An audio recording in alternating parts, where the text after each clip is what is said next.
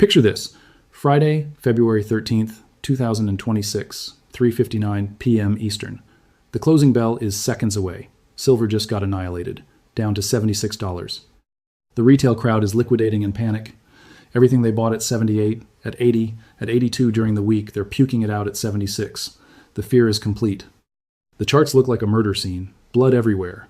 And then, in the final 60 seconds of trading, something happens. Volume explodes. Not retail volume, institutional volume. The kind of buy orders that don't show up on your Robinhood screen, the kind that move 50,000 ounces in a single print. Someone with serious capital just went all in on silver while you were selling yours. Why? What do they know that Bloomberg isn't telling you? What happens when futures reopen Sunday night at 6 p.m.? Because if you think this weekend is just 2 days off, you're not paying attention. This is the setup for the most violent gap up we've seen since the Shanghai lockdown squeeze in March of 2025. And if you're sitting in cash right now, praying for more downside on Monday, you're about to learn a very expensive lesson about how this market actually works. The suits want me to tell you this isn't financial advice. Of course it isn't. It's a survival guide for a burning theater. Do your own research if you still trust the people who stole your purchasing power, the same institutions that told you inflation was transitory in 2021, the same talking heads who said Silicon Valley Bank was solvent in March of 2023, the same Fed governors who promised rate cuts in 2024 and then pivoted to emergency hikes in 2025 when the Treasury market seized. These are the experts you're supposed to believe when they tell you silver is overvalued at $76. Meanwhile, the people with actual money, the ones who can't afford to be wrong, just loaded the boat into the close on Friday the 13th. That's not superstition. That's information asymmetry. And you're on the wrong side of it. Let's break this down forensically, because the narrative you're getting from CNBC is designed to keep you poor. They showed you the headline, silver crashes on Russia rumors. They showed you the intraday chart, $76 at the close, down $4 from Thursday's high of 80. They told you the story about Russia potentially dumping strategic reserves to fund the reconstruction. They gave you the fear. What they didn't show you is the tape, the actual order flow, the volume-weighted average price in the final 5 minutes of trading. Because if they showed you that, you'd see the crime scene. You'd see that while the price was dropping, the accumulation was accelerating. Someone was buying everything retail was selling. And not just buying, absorbing, like a sponge soaking up panic. I pulled the data from the CMX feed because I don't trust the summary charts anymore, not after what they did in 2024. Not after the phantom crash in October when the algos went berserk and printed 18,000 contracts in 90 seconds with zero physical backing. So I go directly to the source, the COMEX futures volume. Friday the 13th. Let me read you the numbers because this is where the bodies are buried. From 3 p.m. to 3:30 p.m., we see normal liquidation. About 12,000 contracts rolling over, standard de-risking before the weekend, nothing unusual. Silver drops from 78 to 77, the selling pressure is real. Then from 3:30 to 3:50, the pace accelerates. Another 18,000 contracts hit the bid. We're down to 76.50. The headlines are screaming. Russia. Selling. Collapse. Retail is in full capitulation mode. The comment sections on Reddit are apocalyptic. People who bought at 82 are selling at 76. Taking a 7% loss in 4 days, that's not investing, that's emotional wreckage. But then, 3:50 p.m., something shifts. The volume doesn't decrease, it increases. But the price stops falling. For 10 minutes, from 3:50 to 4, we trade in a tight range, 76 to 76.20, on massive volume, 32,000 contracts in 10 minutes. That's not liquidation, that's absorption. Someone is stepping in front of the selling and taking the other side, not with limit orders, with market orders, aggressive buying. The kind that shows up as green prints on the tape even though the price isn't moving yet, because they're not trying to push the price up. They're trying to accumulate size without triggering a short squeeze before they're fully loaded. This is institutional behavior, sovereign behavior. The kind of trade you make when you have information the retail crowd doesn't have. And the information they have is simple. The Russia rumor is fake, or irrelevant, or already priced in. And Monday's going to open higher. Now let me tell you what happens mechanically over a weekend close. This is critical. The COMEX futures market closes at 1:25 p.m. Friday for floor trading, but electronic trading continues until 5 p.m. That's when the real positioning happens because there's no pit traders to front run, just algos and institutions. The spot market, the physical delivery market, that closes effectively at 3 p.m. when the London fix prints. So from 3 to 5 p.m. on Friday, you have a 2-hour window where the futures market is still active, but the physical market is asleep. That's where the games get played. That's where the gap setups get engineered. Because if you can pin the futures price at a specific level going into the weekend, and you know something is going to break over the next 48 hours, you can position for a gap that retail can't trade. They're locked out. The market is closed. But you're not, because Sunday night at 6 p.m. Eastern, the futures reopen. And if the news cycle over the weekend invalidates the Friday sell-off, the price doesn't start at 76. It starts at whatever level the first trade prints. And if that first trade is 78 because shorts are covering and longs are adding, everyone who sold Friday at 76 just handed you $2 per ounce. On a 100-ounce contract, that's $200. On 10 contracts, that's $2,000. On 1,000 contracts, that's $2 million. And somebody just bought thousands of contracts into the close on Friday. You think they're worried about a Russia rumor? Let me give you the historical parallels, because this isn't new. This is the same playbook they ran in March of 2020 when COVID lockdowns were announced. Silver crashed from $18 to $12 in a week. The headlines were screaming, global recession, industrial demand collapse, the end of silver. And then, on that Friday close, March 20th, 2020, the volume spiked. Institutions loaded the boat. Why? Because they knew what was coming. They knew the Fed was about to announce unlimited QE. They knew the government was about to print $6 trillion. They knew silver wasn't going to 12, it was going to 30. And by August of 2020, 4 months later, silver hit $29, a 140% gain from the low. The people who sold at 12 are still kicking themselves. The people who bought at 12 are legends. Same pattern, different year. Or go back further, September 2008, Lehman Brothers collapses, the financial system is imploding, silver drops from $14 to $9 in 3 weeks, panic selling, liquidation, margin calls, blood in the streets. And then, on a Friday afternoon, September 19th, 2008, volume explodes into the close. Institutions are buying. Why? Because they knew what was coming. They knew the Fed was about to bail out the entire system. They knew the dollar was about to be debased on a scale never seen before. They knew silver at $9 was a gift. And by April of 2011, 2.5 years later, silver hit $49, a 444% gain. The people who sold at 9 are not in this market anymore. The people who bought at 9 retired early, same pattern, different crisis. And now we're watching it happen again in 2026. Friday the 13th, silver at 76, the Russia rumor, the panic. The volume spike into the close. History doesn't repeat, but it rhymes like a nursery rhyme written by central bankers. The mechanics are identical, the psychology is identical, the outcome is predictable if you're paying attention to the tape instead of the headlines. But most people don't pay attention to the tape. They pay attention to Jim Cramer. And Jim Cramer told them to sell silver in 2020 at $12 because industrial demand was collapsing. How'd that work out? He told them to sell gold in 2008 at $800 because the Fed had everything under control. Gold went to $1,900. He told them to buy Silicon Valley Bank stock in February of 2023 because regional banks were safe. The stock went to zero 6 weeks later. At some point, you have to ask yourself why you're still listening to people with a 0% hit rate. But I digress. The point is this. The smart money doesn't watch CNBC. The smart money watches the tape. And the tape on Friday the 13th was screaming one word: accumulation.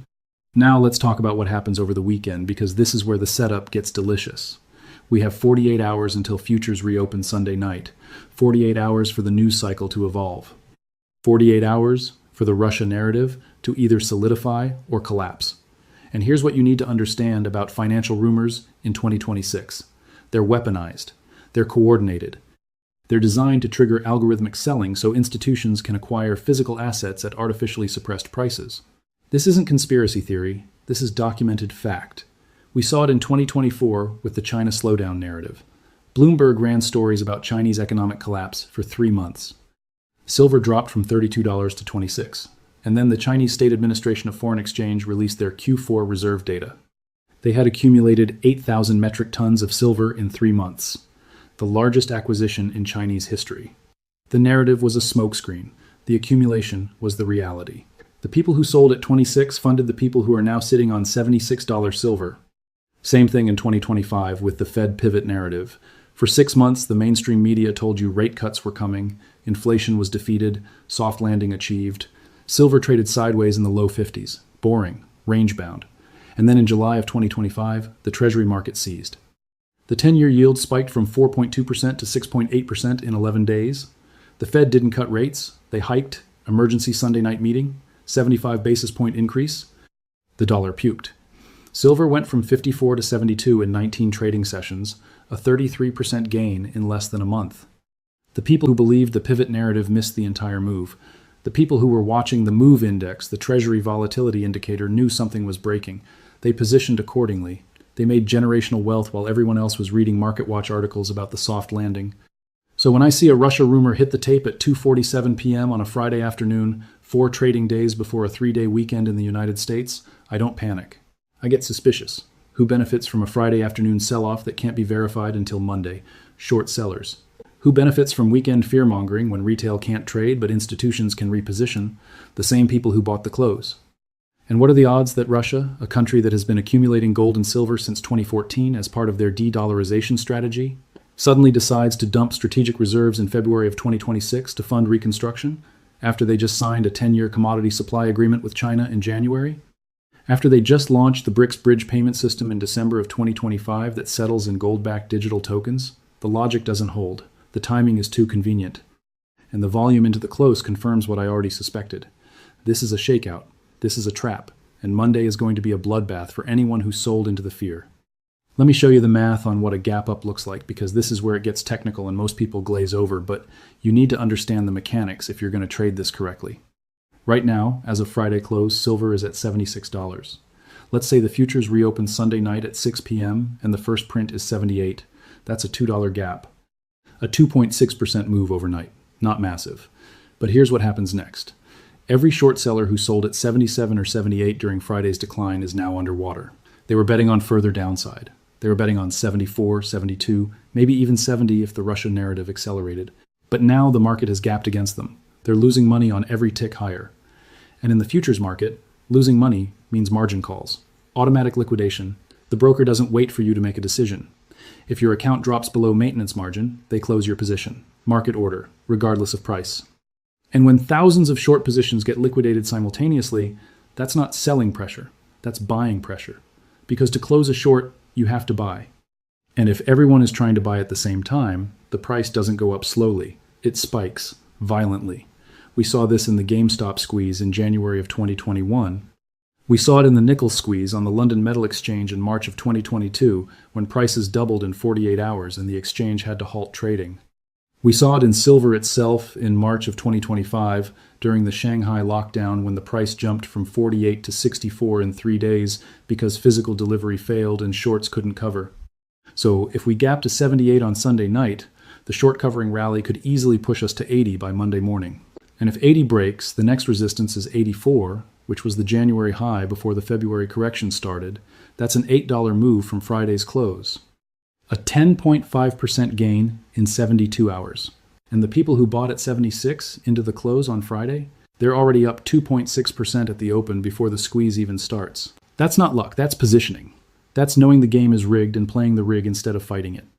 Now let's talk about the weekend risk, because this is the variable nobody can control and it drives retail investors insane, which is why I'm going to tell you to turn off your phone and enjoy your weekend, but I know you won't, because you're addicted to checking the price every 15 minutes even though the market is closed, which is exactly the psychological manipulation they're counting on. Here's what could happen between now and Sunday night. The Russia rumor could be confirmed. Russian officials could announce an actual sale of silver reserves. Unlikely, but possible. In that scenario, we don't gap up, we gap down. Maybe 74, maybe lower. And everyone who held over the weekend takes a loss. That's the risk, that's the trade. But here's why I don't think that happens. Russia has been very transparent about their de-dollarization strategy since the sanctions started in 2022. They've published their reserve data quarterly, they've announced their gold and silver purchases through official channels. They're not playing games with their strategic stockpiles because those stockpiles are the backing for the ruble in the new BRICS monetary system. If they dump silver, they undermine their own currency. They undermine their credibility with China, India, and the other BRICS nations who are watching to see if Russia is serious about gold-backed trade settlement.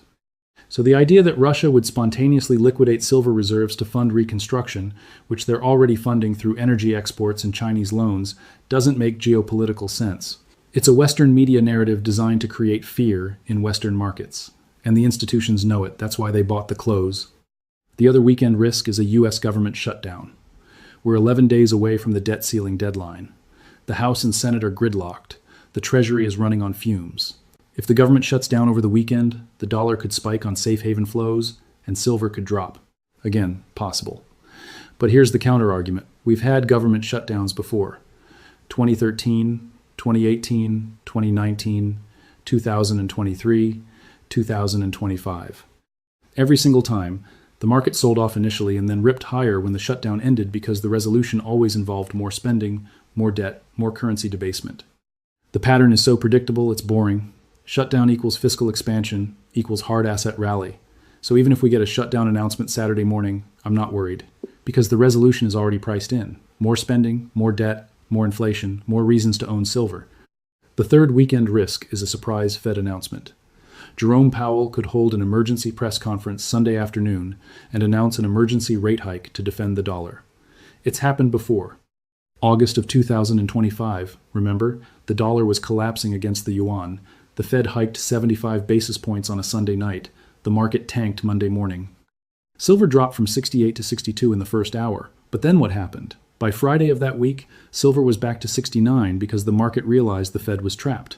They can't hike rates without blowing up the Treasury market. They can't cut rates without collapsing the dollar. They're stuck.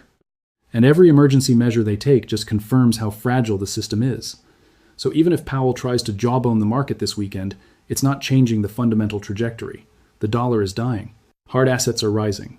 The only question is the pace of the transition. So here's my base case for the weekend. The Russia rumor gets debunked or fades into irrelevance. No major government shutdown, no Fed intervention, markets reopen Sunday night in a risk-on mood, futures gap higher.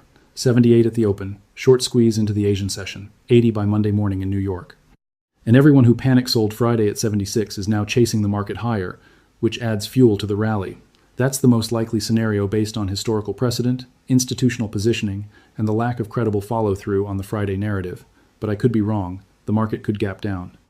Russia could dump silver. The Fed could shock everyone. That's why this is trading. That's why you manage risk. That's why you don't bet the farm on a single weekend close. But if you're asking me where I'm putting my chips, I'm betting on the gap up. Because the smart money already showed me their hand. They bought the close. They're not worried. Neither am I. Now let's talk about what you should be doing right now, because this is where the rubber meets the road, and talk is cheap, and positions speak louder than YouTube videos. If you sold into the Panic Friday, you're in cash. You're safe. You're also potentially screwed if we gap up Monday. What do? You have two options. Option 1, you wait for the gap to fill. If we open at 78 and sell off to 76 during the day, you can re-enter at your exit price. No harm, no foul. That's the hope, but what if the gap doesn't fill? What if we open at 78 and rally to 82 by Tuesday? Now you're chasing. Now you're buying back higher than you sold. That's the nightmare scenario for retail traders. They sell the bottom, they buy the top, they lose both ways. Option 2, you eat the loss and re-enter Sunday night when futures reopen. If you believe the thesis, if you believe the gap is coming, you set an alert for 6 p.m. Sunday and you buy the open. Yeah, you lost $2 selling at 76. But if the market goes to 84 over the next 2 weeks, you made $8 from 78. The $2 loss is the cost of tuition. That's how you think like a professional. You don't revenge trade. You don't freeze in indecision. You adapt to new information, and you execute the highest probability trade. If you held through the Friday sell-off, congratulations. You just survived the shakeout. You're about to be rewarded if my thesis is correct. But don't get cocky. We're not out of the woods yet. We need to see the gap confirmed Sunday night. We need to see follow-through Monday morning. We need to see the shorts actually cover and the longs actually add. If the market opens at 78 and immediately sells off to 75, the thesis is broken. That means the institutions who bought Friday were wrong, or they're playing a different game than we understand. Either way, you need to respect the price action. You don't fight the tape. You don't hold and hope. You manage the position based on what the market is telling you. And if the market tells you Monday morning that 76 was not the bottom, you exit and you reassess. No ego, no attachment. Just capital preservation. If you're adding to your position, waiting for the dip that never comes is how you miss the entire move. I've watched traders sit in cash from 54 to 76 waiting for silver to drop back to 48. It never happened. They're still waiting. Meanwhile, the market made a 40% move without them. Don't be that person. If you believe the long-term thesis, if you believe silver is going to triple digits over the next 18 months as the monetary system transitions to a commodity-backed settlement layer, then buying at 76 versus 74 versus 78 is noise. You're not day trading. You're positioning for a regime change. And regime changes don't wait for perfect entries. They happen while you're waiting for confirmation. By the time it's obvious to everyone, the easy money is already gone. That's the brutal truth of asymmetric trades. The risk reward is only compelling when the crowd is uncertain. When everyone agrees, the trade is over. So what am I doing? I'm holding my full position. I bought at 52 in December of 2025. I added at 64 in January of 2026. I'm up 46% on my average cost. I'm not selling at 76 because some Russian official sneezed in the direction of a silver bar. I'm not selling at 84. I'm not selling at 92. I'm holding until the COMEX defaults or the dollar loses reserve status or the treasury market implodes, whichever comes first, because I'm not trading silver. I'm exiting dollars. And dollars are going to zero. Maybe not this year, maybe not next year. But the trajectory is set. The debt to GDP ratio is 142%. The interest expense on the debt is now larger than the defense budget. The Fed can't raise rates without bankrupting the Treasury. They can't lower rates without collapsing the currency. They're trapped in a doom loop that ends with hyperinflation or default, probably both. And when that happens, silver won't be $76, it'll be $760 or $7,600. Because the denominator, the dollar, will be worthless. That's the trade. That's why the institutions are loading up. That's why I'm not selling. But I need you to understand something. This weekend is a test, not of the silver market, of your conviction, of your ability to hold through volatility, of your capacity to ignore the noise and trust the data, because the noise is going to be deafening. Twitter will be on fire with Russia rumors. Reddit will be full of panic posts. Your uncle will text you on Sunday saying he heard silver is crashing. Your broker will send you a margin call notification at 3 a.m. Monday, even though the market hasn't opened yet. The machine is designed to shake you out. The algorithm is designed to break you emotionally before the price breaks technically. And if you can't handle a $4 move on a Friday afternoon, you're not ready for what's coming. Because when this market really moves, when the gap up turns into a melt up, we're going to see $10 days, $20 weeks, $50 months. And every single move will be accompanied by narratives designed to make you sell. Silver is overbought. The correction is coming. Take profits now before you give it all back. And the retail crowd will sell. They always do. They sold at 12 in 2020. They sold at 26 in 2024. They sold at 76 on Friday.